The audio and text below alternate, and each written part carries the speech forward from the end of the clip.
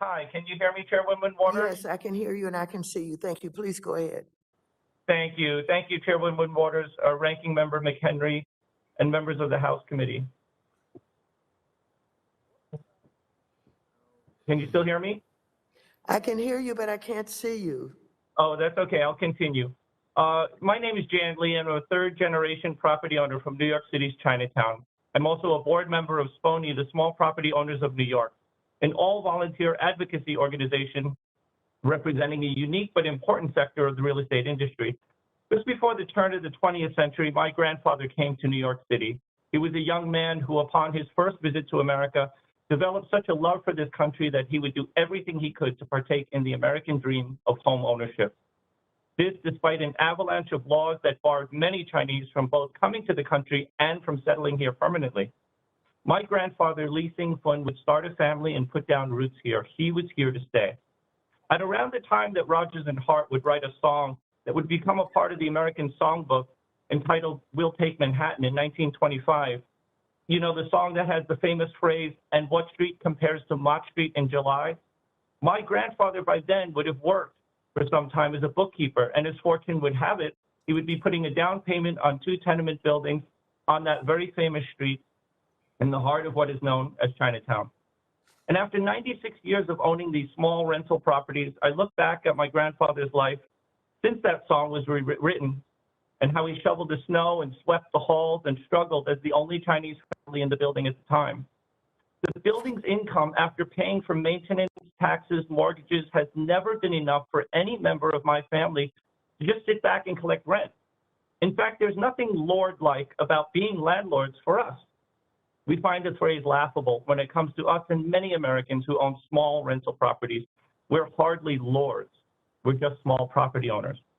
The ownership of properties meant so much to us that we kept holding on through the Depression, World War II, 9/11, hurricanes, blackouts, recessions. We kept hoping for an eventual breaking point where we could finally turn a profit, but that day never seems to come. Our savings are spent on the building's taxes and expenses year after year after year.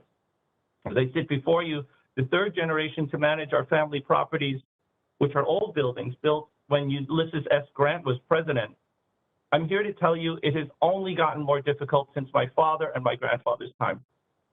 Policies that are created to supposedly help housing providers have actually kept us from being able to renew our century-old buildings and left us with no choice but to leave some apartments vacant. What's been created are regulatory statutes that are so onerous that only the largest corporate owners who have the funds can comply, leaving the rest of us small owners in a perpetual tailspin as we try to manage taxes and insurance and maintenance, and that was before COVID-19. Family funds and emergency savings have been tapped out long ago because of this pandemic, and loans are okay, but they need to be paid back. And often those loans are piggybacked on top of other loans, compounding the burden of recovery.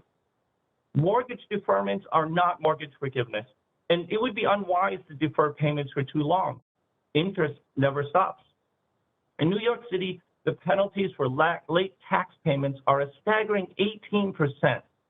And since the global pandemic started, not one tax deadline has been rolled back. We're reminded that lien sales are on the horizon again this December.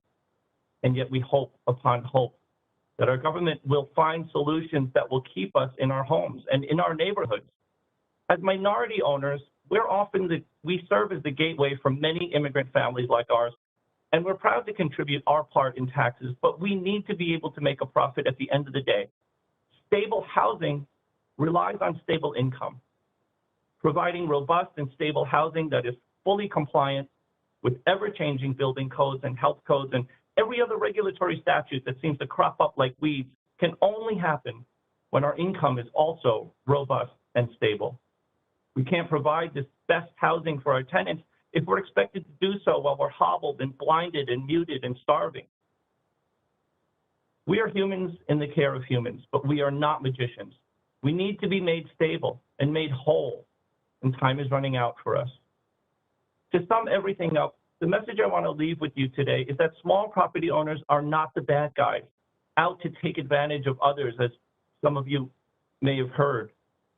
We're hardworking small business owners who have our own bills to pay and struggle in tough economic times just like everyone else. Small property owners provide an important service in every city and every town in America.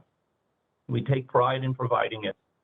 Our voice deserves to be included in these conversations, and we stand ready to help with the solutions. Thank you again for this opportunity to tell my story. It's an honor to testify in front of this committee today, and I look forward to your questions. Thank you very much. I now recognize myself for 5 minutes for questions. Mr. Harrison,